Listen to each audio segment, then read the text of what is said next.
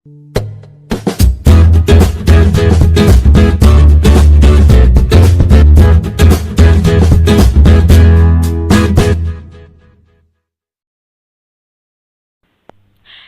Friends, welcome back to my channel. അപ്പോൾ എല്ലാവർക്കും എൻ്റെ ഈദ് ആശംസകൾ. അപ്പോൾ ഇന്ന് നമുക്ക് നല്ല അടിപൊളിയായിട്ടുള്ളൊരു ഗ്രേവിയോട് കൂടിയിട്ടുള്ളൊരു ബീഫ് റോസ്റ്റ് തയ്യാറാക്കി എടുക്കാം.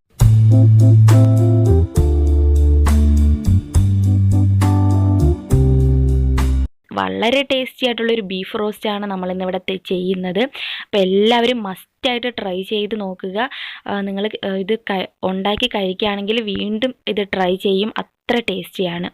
അപ്പോൾ ഇത് ഒരു പ്രത്യേക രീതിയിലാണ് നമ്മൾ തയ്യാറാക്കുന്നത്. നിങ്ങൾ സാധാരണ ഇപ്പോൾ ഒരു 1/2 കിലോ ബീഫാണ് എടുക്കുന്നതെങ്കിൽ നിങ്ങൾ അതനുസരിച്ചിട്ടുള്ള ഇൻഗ്രീഡിയൻസ് എടുക്കുക. സവാള, ചുവന്നുള്ളി, പച്ചമുളക്, എല്ലാ ഇൻഗ്രീഡിയൻസും നിങ്ങൾ എത്രയാണോ എടുക്കുന്നത് അതേ അളവിൽ തന്നെ എടുക്കുക. പിന്നെ നിങ്ങളിത് കട്ട് ചെയ്യേണ്ടത് ഒരു പ്രത്യേക രീതിയിലാണ്. കണ്ടോ, സവാള ഞാൻ അരിഞ്ഞേക്കുന്നത് കൊത്തി അരിഞ്ഞ് വെക്കുക, അല്ലെങ്കിൽ ചെറുതായിട്ട് കുഞ്ഞായിട്ട് ഞാൻ ഈ അരിഞ്ഞ പോലെ അരിഞ്ഞെടുക്കുക. അതുപോലെ തന്നെയാണ് ചുവന്ന ഉള്ളി, നിങ്ങൾ എടുക്കുന്ന അളവെടുത്തിട്ട് ഇതുപോലെ കുഞ്ഞായിട്ട് അരിഞ്ഞ് വെക്കുക, അല്ലെങ്കിൽ കൊത്തി അരിഞ്ഞ് വെക്കുക. അതുപോലെ ഇഞ്ചി, വെളുത്തുള്ളി എല്ലാം എടുത്തിട്ട് ചതച്ച് വെക്കുക. പ്രത്യേകമാണ് വെക്കേണ്ടത്, ഒന്നിച്ചെടുക്കരുത്. അതുപോലെ ആവശ്യത്തിന് പച്ചമുളക് എല്ലാം എടുക്കുക. പിന്നെ നമ്മൾ ഈ ഒരു റെസിപ്പിയിൽ മല്ലിപ്പൊടി ചേർക്കുന്നില്ല. ഈ റെസിപ്പിക്ക് നമുക്ക് മല്ലിപ്പൊടി ആവശ്യം ഇല്ല. അപ്പോൾ ഞാൻ ഈ ചെയ്യുന്ന രീതിയിൽ ചെയ്താൽ നിങ്ങൾക്ക് നല്ല കിടിലൻ ആയിട്ടുള്ളൊരു ബീഫ് റോസ്റ്റ് തന്നെ റെഡിയാക്കി എടുക്കാം. എല്ലാവരും ട്രൈ ചെയ്യുക. അപ്പോൾ ആദ്യം തന്നെ നമുക്ക് കുക്കറിലേക്ക് ഓയിൽ ഒഴിച്ചു കൊടുക്കാം. ഒരുപാട് ഒഴിക്കേണ്ട, കാരണം ഇനിയും നമ്മൾ ഓയിൽ ഒഴിച്ചിട്ട് ഇത് റോസ്റ്റ് ചെയ്തെടുക്കും. അപ്പോൾ ഞാൻ കുറച്ച് ഒഴിച്ചിട്ടുണ്ട്. ഇതിലേക്ക് കറിവേപ്പില ഇട്ടിട്ട് ഒന്ന് മൂപ്പിച്ചെടുക്കുക. ഇനി നമുക്ക് തീ കുറച്ച് വെക്കുക. തീ എല്ലാവരും മസ്റ്റായിട്ട് ശ്രദ്ധിക്കുക. കുറച്ച് വെച്ചതിന് ശേഷം മാത്രം നമ്മൾ എടുത്തു വച്ചിരിക്കുന്ന വെളുത്തുള്ളി ആദ്യം ഇട്ട് കൊടുക്കുക. പിന്നെ രണ്ടാമതായിട്ട് നമ്മൾ എടുത്തു വച്ചിരിക്കുന്ന ഇഞ്ചിയുടെ പേസ്റ്റ്, ഇത് രണ്ടും ഇട്ടിട്ട് തീ കുറച്ച് തന്നെ വെക്കുക, കൂട്ടി വെക്കരുത്. നന്നായിട്ടൊന്ന് മൂപ്പിച്ചെടുക്കുക. ഓരോന്നായിട്ട് ഇട്ടിട്ട് ഇതുപോലെ മൂപ്പിച്ചെടുക്കുമ്പോഴാണ് ശരിക്കും നമ്മളെ ബീഫ് കറി വെക്കുമ്പോഴായാലും ശരി, ഇതുപോലെ റോസ്റ്റ് തയ്യാറാക്കുമ്പോഴും നല്ല ടേസ്റ്റ് കിട്ടുക. അപ്പോൾ ഇഞ്ചിയും വെളുത്തുള്ളിയും പെട്ടെന്ന് അടിക്ക് പിടിച്ച് കരിയും. അപ്പോൾ ഈ ഒരു നമ്മൾ ഉദ്ദേശിക്കുന്ന ആ ഒരു ടേസ്റ്റ് ഇതിന് കിട്ടില്ല. അതാണ് തീ കുറച്ച് വയ്ക്കാൻ പറയുന്നത്. ഇനി നമുക്കിതിലേക്ക് പച്ചമുളക്, നിങ്ങൾക്ക് എത്രയാണോ പച്ചമുളക് അതനുസരിച്ച് ഇടുക. ഒരുപാട് ഇടണ്ട, കാരണം ഇത് നന്നായിട്ട് വെന്ത് വരും. അപ്പോൾ ഈ പച്ചമുളകെല്ലാം വെന്ത് ചേരുമ്പോൾ നല്ല എരിവായിരിക്കും ഓൾറെഡി. അപ്പോൾ നിങ്ങൾ ഇതിലേക്ക് എടുത്തു വച്ചിരിക്കുന്ന ചുവന്ന ഉള്ളി ചെറുതായിട്ട് കട്ട് ചെയ്ത കൂടി ഇട്ട് കൊടുക്കുക. എന്നിട്ട് ഒന്ന് മൂപ്പിച്ചതിന് ശേഷം മാത്രമേ നിങ്ങൾ അടുത്തത് ഇട്ട് കൊടുക്കാവൂ. ജസ്റ്റ് ഒന്ന് വാട്ടിയെടുക്കുക, മൂപ്പിക്കേണ്ട, വാട്ടിയെടുക്കുക. നമ്മുടെ ചുവന്ന ഉള്ളിയും കിടന്നൊന്ന് വാടി കിട്ടുമ്പോൾ ഇതിലേക്ക് നമുക്ക് എടുത്ത് വെച്ചിരിക്കുന്ന സവാള ചെറുതായിട്ട് അരിഞ്ഞതാണ്, അതുകൂടി നമുക്കിതിലേക്ക് ഇട്ട് കൊടുക്കാം. അപ്പോൾ നമുക്ക് നമ്മുടെ സവാള കൂടി ഇതിലേക്ക് ഇട്ട് കൊടുത്തിട്ട് നന്നായിട്ടൊന്ന് വഴറ്റിയെടുക്കണം. ഇനി നമുക്കിതെല്ലാം കൂടെ കുറച്ച് സമയം ഇട്ടിട്ട് നന്നായിട്ട് വഴഞ്ഞതിന് ശേഷമാണ് ബാക്കിയെല്ലാം നമുക്ക് ചെയ്യേണ്ടത്. അപ്പോൾ കുറച്ച് സമയം ഇനി നമുക്ക് തീ കൂട്ടി വയ്ക്കാം. ഇനി തീ കുറച്ച് വയ്ക്കേണ്ട ആവശ്യമില്ല. തീ കൂട്ടി വെച്ചിട്ട് നന്നായിട്ട് വഴറ്റിയെടുക്കുക. കുറച്ച് നേരം നമുക്കിതൊന്ന് മിക്സ് ചെയ്യാം. ഇനി കുറച്ച് നേരം ഒന്ന് വെയിറ്റ് ചെയ്യാം.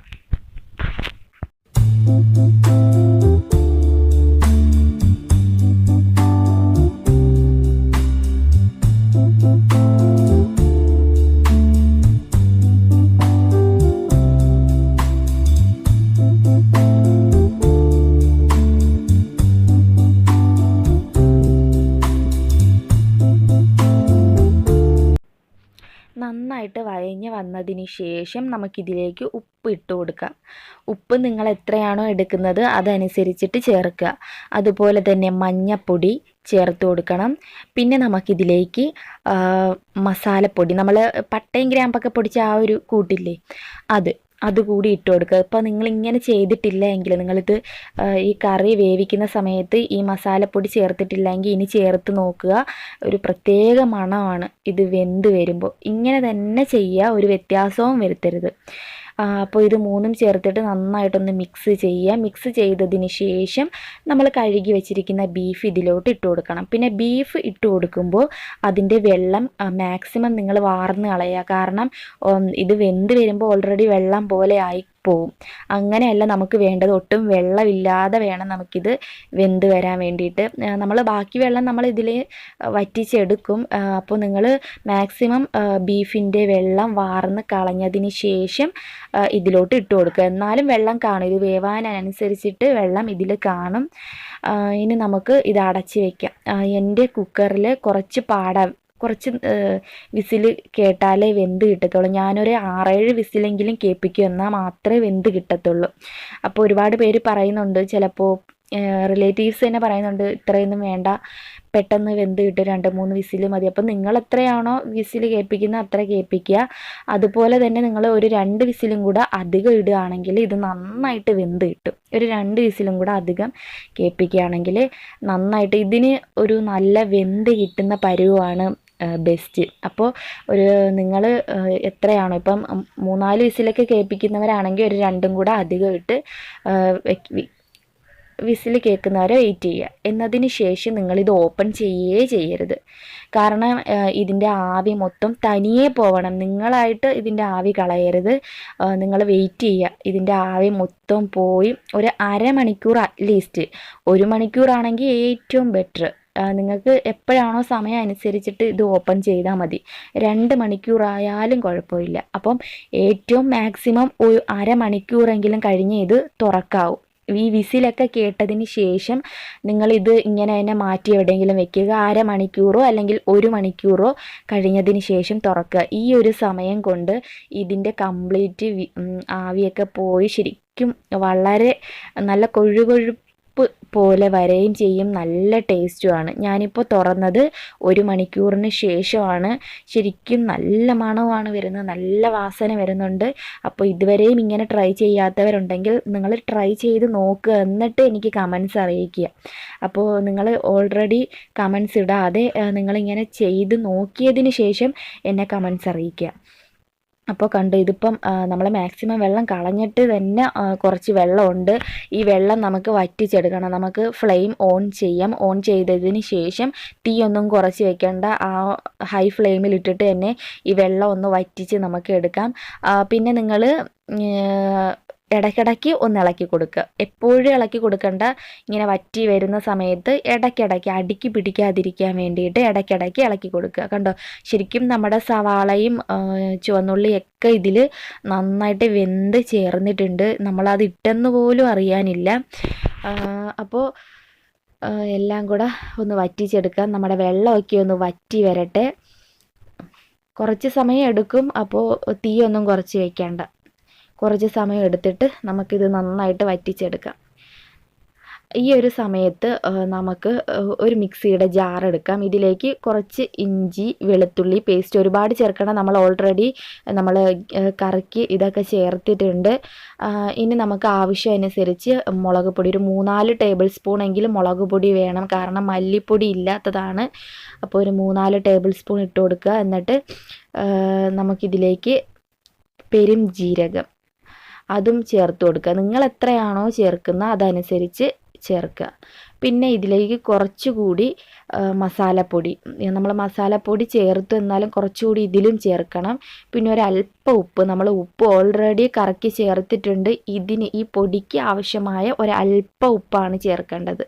ഇനി നമുക്ക് കുറച്ച് വെള്ളം ഒഴിച്ചിട്ട് ഇത് മിക്സിയിൽ വെച്ചിട്ട് നന്നായിട്ടൊന്ന് അരച്ചെടുക്കണം. നല്ല പേസ്റ്റ് രൂപത്തിൽ അരച്ചെടുക്കണം.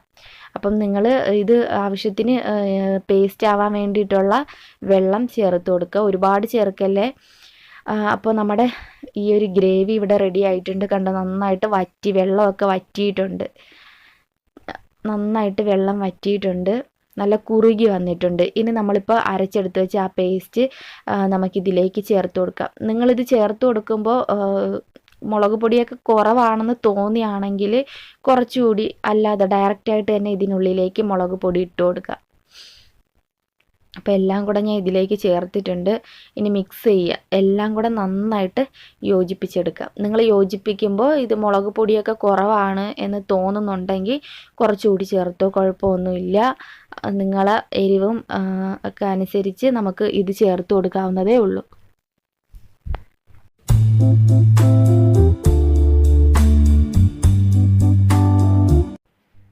അപ്പോൾ നന്നായിട്ട് മിക്സ് ചെയ്തിട്ട് നിങ്ങൾക്ക് കുറച്ച് ലൂസായിട്ടാണ് തോന്നുന്നതെങ്കിൽ കുറച്ചുകൂടി ഒന്ന് അടുപ്പിലോട്ട് വെച്ചിട്ട് ഒന്നുകൂടി ഒന്ന് ഇത് വറ്റിച്ചെടുക്കുക. ഈ വെള്ളം ഒന്നുകൂടി ഒന്ന് വറ്റിച്ചെടുക്കുക. ഞാൻ എന്തായാലും ഒന്ന് വെച്ചിട്ടുണ്ട്, കുറച്ചുകൂടി ഒന്ന് വയ്ക്കുക. ഒരു 10 മിനിറ്റ് കൂടി വെച്ചിട്ട് ഇതിൻ്റെ വെള്ളമൊക്കെ ഒന്നുകൂടി ഒന്ന് വറ്റി വരട്ടെ. വറ്റി വന്നതിന് ശേഷം നമുക്കിത് ഇറക്കാം. ഇനി നമുക്ക് അടുപ്പിലോട്ട് ചൂട് കട്ടിയുള്ള ഒരു കടായി വെച്ച് കൊടുക്കാം. ഇതിലേക്ക് നമുക്ക് കുറച്ച് ഓയിൽ ഒഴിച്ച് കൊടുക്കാം. ഒരുപാട് ഒഴിക്കേണ്ട, ആവശ്യത്തിന് മാത്രം ഒഴിച്ചാൽ മതി. കാരണം നമ്മളിത് ബീഫ് ഇടുമ്പോൾ എല്ലാം ഇതിൽ തന്നെ മുങ്ങിക്കിടന്ന് ഫ്രൈ ആയിട്ട് കിട്ടും. ഇതിലേക്ക് കുറച്ച് കറിവേപ്പില കൂടി ഇട്ടിട്ട് നമ്മളിവിടെ റെഡിയാക്കി വെച്ചിരിക്കുന്ന ആ ഗ്രേവിയോട് കൂടിയിട്ടുള്ള ബീഫ് നമുക്കിതിനുള്ളിലേക്ക് ഇട്ട് കൊടുക്കാം. എല്ലാം ഇട്ട് കൊടുക്കുക. എന്നിട്ട് ഫ്ലെയിമൊന്നും കുറച്ച് വയ്ക്കേണ്ട, കുറച്ച് വയ്ക്കാതെ തന്നെ നമുക്ക് ഇത് ഫ്രൈ ചെയ്ത് എടുക്കാം. കുറച്ച് സമയം ഒന്ന് വെയിറ്റ് ചെയ്യുക. കുറച്ച് സമയം വെയിറ്റ് ചെയ്തിട്ട് ഇത് തിരിച്ചിട്ട് കൊടുത്താൽ മതി. ഞാൻ കാണിച്ചു തരാം. എന്തായാലും ഒരു 10 മിനിറ്റ് എങ്കിലും നിങ്ങളിത് ഫ്രൈ ചെയ്യുക. 12 മിനിറ്റ് എങ്കിലും ഫ്രൈ ചെയ്തെടുക്കണം. അപ്പോൾ നമുക്ക് കുറച്ച് സമയം കഴിഞ്ഞിട്ട് ഇളക്കി കൊടുത്താൽ മതി. കുറച്ച് ടൈം വെയിറ്റ് ചെയ്യുക. അപ്പോൾ കുറച്ച് സമയം ആയിട്ടുണ്ട്. ഇതുപോലെ തിരിച്ചിട്ട് കൊടുക്കുക. കണ്ടോ, ഇങ്ങനെ തിരിച്ചിട്ട് കൊടുത്താൽ മതി.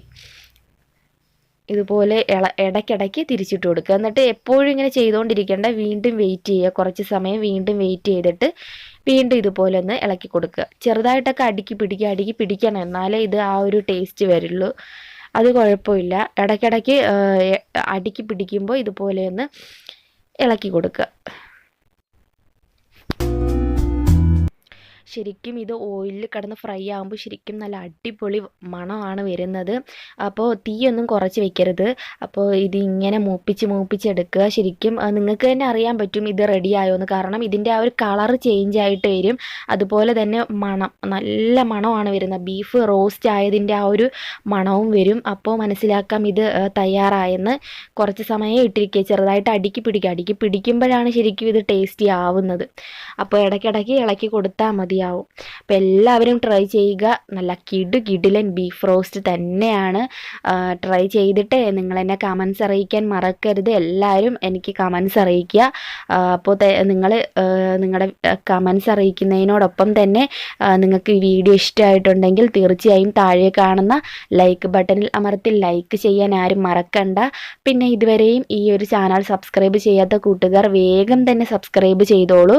താഴെ കാണുന്ന ആ സബ്സ്ക്രൈബ് ബട്ടണിൽ അമർത്തി സബ്സ്ക്രൈബ് ചെയ്യുക. നിങ്ങൾ സബ്സ്ക്രൈബ് ചെയ്യുമ്പോൾ കൂടെ ഒരു ബെൽ ഐക്കൺ കൂടി വരും. അതിൽ കൂടി ക്ലിക്ക് ചെയ്താൽ ഞാൻ വീഡിയോസ് അപ്ലോഡ് ചെയ്യുമ്പോൾ നിങ്ങൾക്ക് മിസ് ചെയ്യാതെ അത് കാണാൻ പറ്റും.